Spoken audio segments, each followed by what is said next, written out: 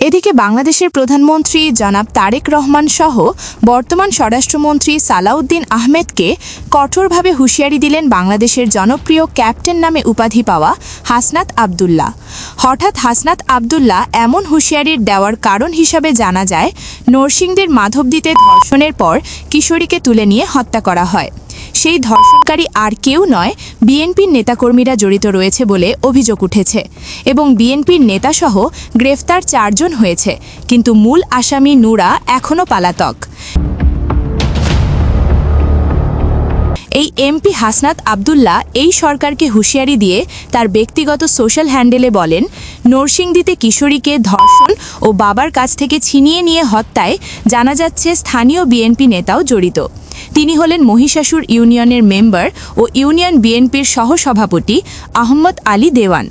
সংবাদ মাধ্যমের খবর অনুযায়ী নরসিংদীর মাধবদীতে দিন 15 আগে স্থানীয় নুরার নেতৃত্বে 5 থেকে 6 জনের একটি বখাটে দল কর্মস্থল থেকে বাড়ি ফেরার পথে কিশোরীকে তুলে নিয়ে ধর্ষণ করে। মেয়েটির বাবার বিচার চেয়ে স্থানীয় মেম্বারের কাছে বিচার দেন, কিন্তু ধর্ষকদের কাছ থেকে টাকা খেয়ে বিএনপি নেতা ও মেম্বার আহমেদ আলী দেওয়ান আপোষের নামে ধর্ষণ ধামাচাপা দেওয়ার চেষ্টা করেন এবং মামলা করতে দেননি ভুক্তভোগী পরিবারকে বিএনপির সেই নেতা।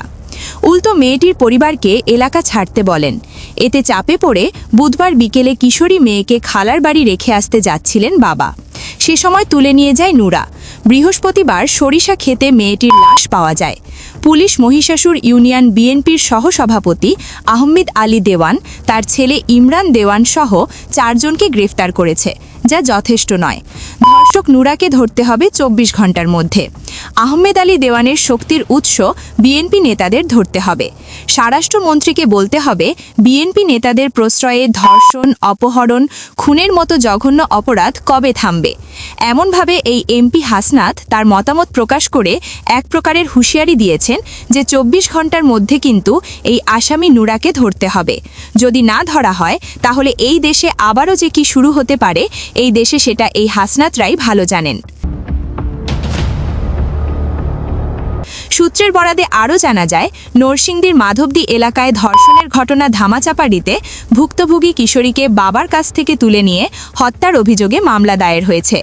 এই ঘটনায় জড়িত থাকার অভিযোগে বিএনপির এক নেতাসহ 4 জনকে গ্রেফতার করেছে পুলিশ। বৃহস্পতিবার 26 ফেব্রুয়ারি রাতে নিহত কিশোরীর মা ফাহিমা বেগম বাদী হয়ে মাধবদী থানায় মামলাটি করেন। স্থানীয় সূত্র জানায়, প্রায় 15 দিন আগে নুরার নেতৃত্বে 6 জন তরুণ কিশোরীকে সংঘবদ্ধভাবে ধর্ষণ করে।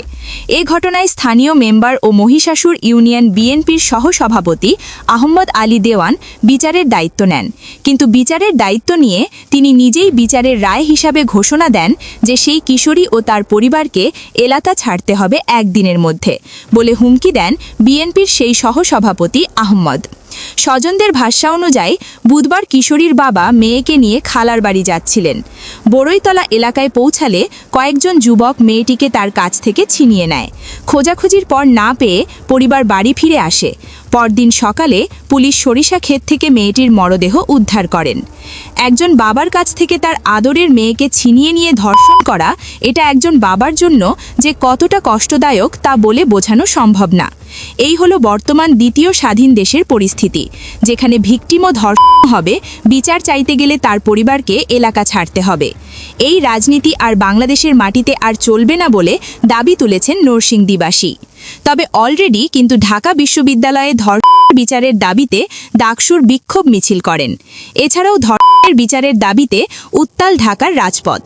ক্ষমতায় থাকার কারণে যদি গরিবের ওপর এমন অমানবিক আচরণ করা হয়, তাহলে এই দেশে কোনোদিন ন্যায় বিচার প্রতিষ্ঠিত হবে না এই বাংলার জমিনে, এমনভাবে জানিয়েছেন এলাকাবাসী। কে কে এই পবিত্র মাহের রমজান মাসে এই নেককার জন্য কর্মকাণ্ডের কারণে আসামিদের কেমন শাস্তি চান আপনারা, তা অবশ্যই ভিডিওটির নিচে কমেন্ট করে জানিয়ে দিতে ভুলবেন না। এমন নিত্য নতুন আপডেট খবর পেতে চ্যানেলটি সাবস্ক্রাইব করে রাখতে পারেন। ধন্যবাদ। আমরা চাই এটার কঠিন বিচার যেন এটা সত্যিকারই বিচার হয়। এরা মানে মানুষের এইরকমের করবো কেন? এটা মা বাবা আছে, কষ্ট পাইছে না, মানুষকে একবার মাইরে ফেললো।